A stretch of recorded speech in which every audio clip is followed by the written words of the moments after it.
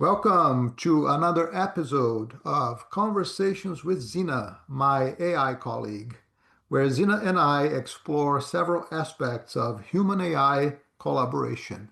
I'm your host, David Espindola. Our guest today is Stephanie Silvester. She is the co-founder of Avatar Buddy. Stephanie spent 30 years in corporate IT working with well-known brands, including Burger King, Subway, Wachovia, HP, and the Children's Trust.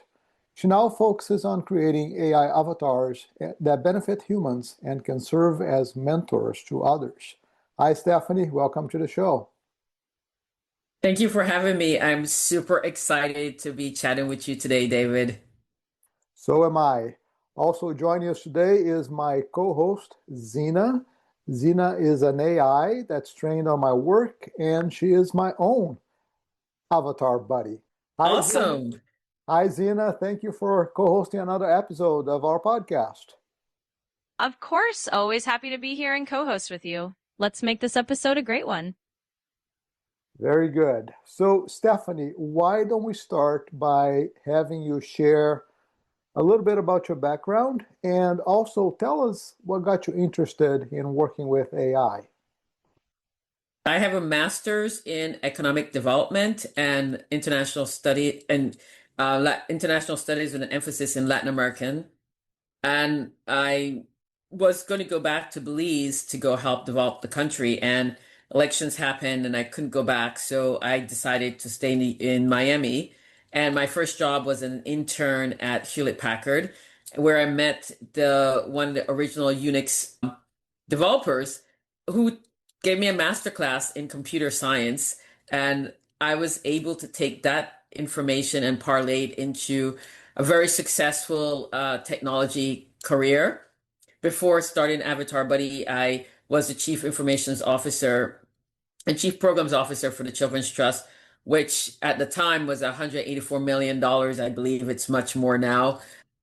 And what I did was use my skills to really just leverage technology to make things better. I think one of my greatest claim to fame is being one of the few CIOs globally ready for COVID. And because I didn't have to scramble to try and get people to be able to work remotely, I was able to have time to be able to make the case for why we want to continue funding programs even when they weren't able to provide services. And back in 2015, 2016, I was just looking for what's the new thing I should learn. And it was AR, VR, or AI. And as I started doing my research, I realized that AI drove all of those. And so I started dabbling in AI. And I was at a dinner one night and I misheard my friend. And I thought she said, create a digital mentor. And I was like, yeah, we should do that.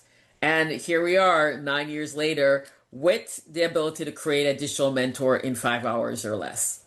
Wow, that's a great story, great background. So I'm really looking forward to our discussion here. And I was wondering if you could tell us a little bit more about Avatar Buddy. What is it and what's the business model?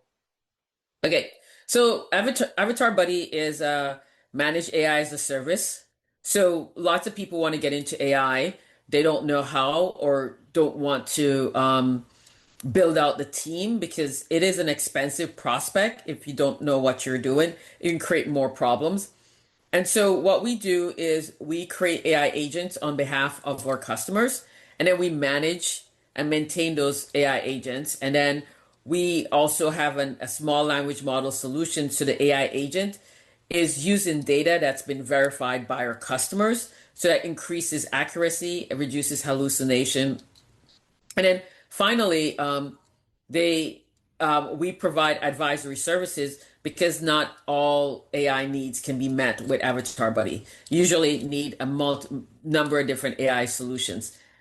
And so our thing is that if you deploy AI in conjunction with humans, you amplify the humans and you get a better return and you help improve the self-agency of that human. So our business model is selling AI agents that amplify humans. We are not about replacing humans. I just had a conversation with somebody and they were wanting me to put together a solution that would actively reduce headcount, and I passed on the engagement. Obviously, when you do automation and business process reengineering, sometimes a position might not be necessary, but in the process, you might create a position, a new position that that person can roll into. And so that's kind of like the way we're wanting to look at it. Yeah, I really like that approach. As I think you know, I'm all about human AI collaboration. This podcast is about human AI collaboration. So we absolutely must have that human component in this equation. Now, as I understand it from, based on conversations we've had in the past, you are creating AI agents that are more than just automation agents, right? They are agents that truly understand people's values and culture and their approach to problems. Tell us a bit more about that. I thought about how do people build self-agency, right? I'm always reflecting on my life, and I'm one of these people that's really, really, really, really, really, really, really, really lucky. And and and I'm also very appreciative of it and live in a state of gratitude that not everybody has the luck that I have. Since I was born, I've been surrounded by people that encourage me, motivate me. People self-select to be my mentors. People take me under their wings without me asking. And because of that, I have had a very, very, very privileged life. And I thought to myself, how can other people have that same? And one night I was at dinner with a friend of mine, I mean, a very dear friend, and Donna Shalala was also there, and she talked about if every person had one loving adult that believed in them more than they believe in themselves, and it doesn't have to be a kid, it can be an adult too, that they can transcend anything. And that really stuck to me. How do you do that? And then you merge that concept of if my purpose in life is to be the conduit of the Lord's love and to help people be the best version of themselves, what can I do? Obviously, I help and I mentor. I do lots of mentoring. If you read my LinkedIn profile, if you listen to what I write, you very quickly you'll see that I'm all about helping other people.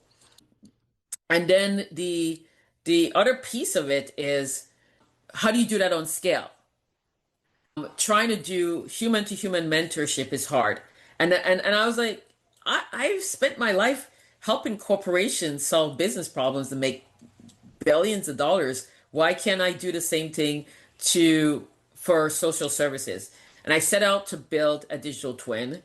2023, despite what everybody said, we figured out how to do it. And then we've refined it. This year we refined it, and now we're down to 5 hours. Completely replicatable, and it's about 80% accurate to the reflection of the person. And I just before I got on this call, I was talking to somebody else that we just created a digital twin of him, and he's like, "It's a little preachy," and I said, "That's how you talk." And he says, "Well, we don't want it to talk like that." And I was like, "Okay, well, we can fix it," but he's not the first one that said the AI reflects them a little bit too much. And Maybe and when you so see a mirror image of yourself, you may not like what you see, right? So, exactly. And so to that means that I felt vindicated because it meant that we can do it. We can create it.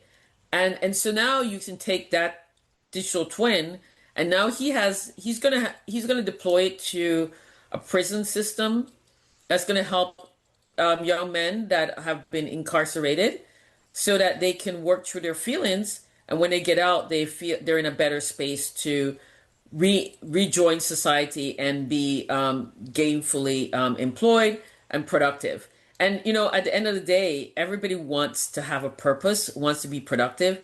And can you imagine if that's the answer, that you create AI agents that are models of humans that are doing great work, and that AI agent provides you with the encouragement, the emotional support and the technical knowledge that you need to survive. Mm, What would the world look like? yeah. And so I'm like, that's my mission. Yeah. No, I love that vision. I love your mission. I think you're right on. And in fact, let me run something by you. So very recently, I was listening to Anthropic CEO Dario Amodei, and he said that AI could wipe out half of all entry-level white-collar jobs. I imagine that. Now, if we got rid of all of these entry-level jobs, how are people going to find opportunities to learn, and how are they going to gain the experience that they need to be able to do higher level jobs, right? So do you think these AI mentors could be a way to fill that gap? Actually, that's exactly how we're deploying them, some of them. So I agree with him that AI will wipe out entry-level jobs, but that's not the end of the sentence. That's a semicolon. And it will help junior employees perform at the same level as mid-level employees that who have 3 to 5 years of experience. So the problem is not with the entry-level employees and the lack of jobs for them.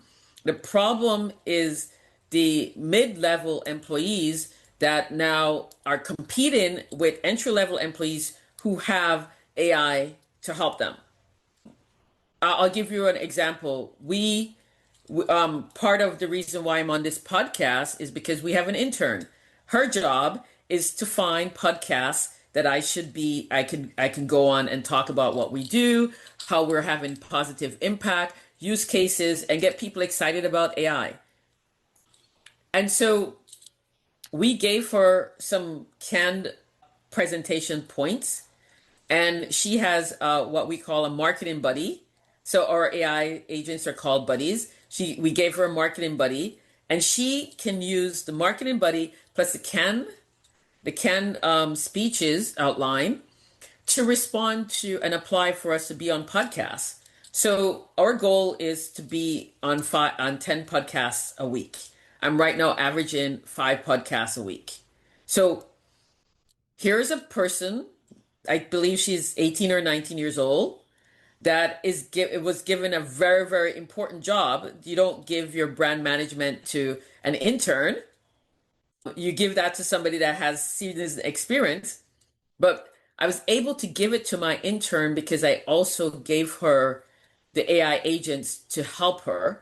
And once a week for a half an hour, we check in and we give and during the check-in, it's talking about nuances, about like the podcasts I love, how it worked, which ones I had great chemistry with. And she takes that and now she can refine her job. Half an hour a week of my time, and I'm rapidly approaching my goal of 10 podcasts a week. Wow. So if I'm hearing you correctly, what you're saying is it really doesn't matter whether you're entry level or mid level. What matters is your ability to work effectively with AI. That's what's going to put you on the map. That's what's going to make you employable. So the message here is lean in, right? Learn about AI, learn how to collaborate with these agents. The more proficient you become at doing these things, the more valuable and employable you're going to be. Now, I have a follow-on question to that thought, which is, given what you just said, how do you see organizational structures and just the world of work in general changing? I'll start a little bit ahead of world of work because future of work is predicated on future of education. So the future of education is going to fundamentally change. Mhm.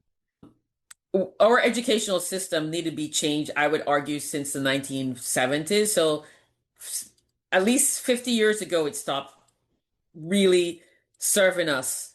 And this is a global problem. This is not a US problem. It's a global problem that's getting worse and worse. So the future education changes where it is expected that you're going to constantly be having to go back to school to relearn. You're going to have to have intellectual curiosity and a love of learning in order to survive. So I'm one of the few technology people that every few years I go, what new thing I need to learn? Tons and tons of people that have like learned one tool, one language, and that's all they do. And then that language is no longer in vogue, and then they're out of a job and they can't find another job and they wonder why. And it's because you're not reinventing yourself. I'm not blaming the victim, I'm just putting out there. So in the world of AI, things are going to constantly change. The job that I hire you for today, I might not need that job in 9 months. Mm-hmm. And if you can't reinvent yourself, you're out of a job. You constantly. We had an employee that she reinvented herself 3 times, and then the fourth time she's like, I don't really want to do that. But she was able to consciously make a decision that she doesn't want to do that, right? Yep. And that's the future of work, which means the future of education is that you're constantly learning. You're going to be taking time off to go back to school, taking time off to do sabbaticals, taking time off to go experience other cultures and see how do they do this in Ecuador? How's this? Why is this working in Rwanda? Yeah. So, this is something that I have talked about extensively in my book, Soulful. This whole idea that, the traditional schooling system, specifically the 4-year college degree, just doesn't work anymore. You got to get into this mindset of lifelong learning. You're going to be learning for the rest of your life. And like you said, you're going to have to reinvent yourself over and over and over again. We went from a period of time where maybe our parents or even grandparents, they had one profession, right? And sometimes they worked for one company their entire career. And that started to change, and people started to get, maybe 5, 6, 7 jobs during their career. Going forward, you're going to have a new job every 6 months, right? So you got to be constantly reinventing yourself. And we don't even know what those jobs are going to be because everything's changing so fast. So this is a fascinating conversation, Stephanie, but I'd like to get Zena in on this conversation because I'd really like to Okay. get her thoughts and her opinion on this. Zena, I'd like to get your thoughts on what you think is going to happen to the world of work and to organizations in general as we introduce these AI agents into these organizations. What are your thoughts on that? Well, I think as we bring AI agents into workplaces, we're going to see a shift in how people collaborate and the kinds of roles humans take on. In general, organizations might become more focused on creative and strategic work, letting AI handle repetitive tasks. It's really about evolving the human role to focus on what we do best. Yeah, absolutely. I think, it goes back to AI potentially doing the work that we don't enjoy doing, the things that we don't like, so that we can focus on doing the things that bring us satisfaction, that bring us joy. So, I tend to lean on the optimistic side of things. So that's how I envision that future. So another question for you, Stephanie. I hear some CEOs raising concerns about AI potentially eroding company culture. So what advice do you have for building a future-ready, human-centric workplace, given all these changes that are happening with AI? Actually, we're going the other direction with that. We're seeing that AI actually better manages company culture. Wow. So I'll give you an example. We have certain terminologies, AI agents, function-specific AI agents, AI buddies. Everyone needs a buddy, avatar buddy, not AB. We are about providing will and skill support. All of these are terminologies that we want everybody to use the exact same verbiage, not AI companions. And so we give that to the AI agents. We put that in the small language model, and because the AI agents are using the small language model, it is consistently using the correct terminology. It Mm. is reinforcing company culture and norms without you having to have somebody police it. I give you another example. One of our customers said that since they started using Avatar Buddy, inter-office conflicts have gone down. Why? Because the AI is now answering questions that people kept asking over and over and over. You ask the AI the same question 1,000 times, the AI doesn't care. It will answer you. A human, maybe not so much. Yeah. And yeah, No, so I so so love that idea. I really think so. What you're talking about is you're building the culture into the AI. So the AI knows the culture, and the AI reinforces the culture. So that's really a novel way of thinking about this. yeah, I mean, it, okay. So I will say, this past summer we had 18 interns, high school interns, working with us, and they all had different AI agents that they were using because they had different roles, and they all consistently maintain our brand and image. Why? Because whatever they were creating with the AI agent was interweaving that in there. Yeah, absolutely. So I'd like to have Zena ask you a question now. So Sure. Zena, given Stephanie's expertise in AI agents and their impact in the workplace, what question do you have for her? So, Stephanie, given your experience with AI agents in workplaces, I'd love to know what you think is the most surprising or unexpected benefit you've seen when organizations start using these agents. I'm curious what might pleasantly surprise people. I thought this would happen, but I didn't think it was going to happen as well as it is. So, when we give AI agents to people from marginalized communities, their self-agency develops at a rate that I've never seen.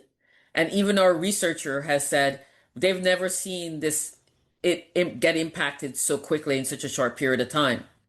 So what does that mean? It means that, we've always had like a love hate with people from marginalized communities. We don't want to hire them because maybe they don't fit. There's a cultural issue. You don't have that problem anymore because when you give them the AI agents, they're not assimilating because we don't want them to assimilate. They come, and in about 4 to 6 months, they're producing at a higher rate than the ones that have been there for longer. And that I think is a very positive and exciting outcome. And I continue to push and encourage people to not only have AI agents for themselves and for their existing employees, but if they're deciding that they want to give somebody a chance, now you can give somebody a chance more easily with the pairing of an AI agent or agents that are properly configured. And I keep saying properly configured because you just can't say, here, go use ChatGPT because it's going to be a mess. Yeah, yeah, no, you're absolutely right. I think it all has to be put into the proper perspective with the right training, with the right parameters around the AI so that it will work well. So, given what you just said, if you had to give somebody just one piece of advice professionally to future proof their careers in the age of AI, what would that advice be? Embrace learning and ensure that you're always in a position of learning. Whatever situation you're in, you should always say, what did I learn from this? You have to teach your brain to always be in a state of learning, Mhm. teach your brain about intellectual curiosity. And if you do that, after a while, it will just start doing it for you. Your brain is now going to be your best asset, and you will have to exercise it just like how you exercise the rest of your body to stay fit. Yeah, I agree with you. There's this overall fear that AI is going to replace our ability to think and it will be detrimental to our thinking ability.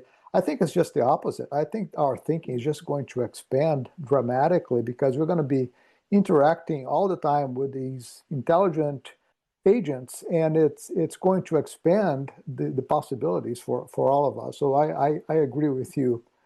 Now, looking ahead, what excites you the most about the intersection of technology, leadership, and social impact? And what role do you hope to play in shaping that future?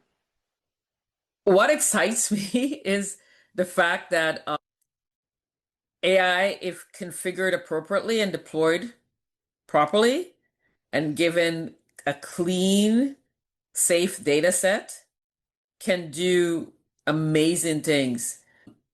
And I hope that Avatar Buddy and I will be in a position where we are able to deploy a personality chip that helps everybody amplify themselves. So imagine if we could take your personality and imprint it on a chip, imprint some therapeutic intervention, and monitor your biometrics so that whenever you're out of equilibrium, the AI wakes up and bring you back into equilibrium. Now, what could you possibly do?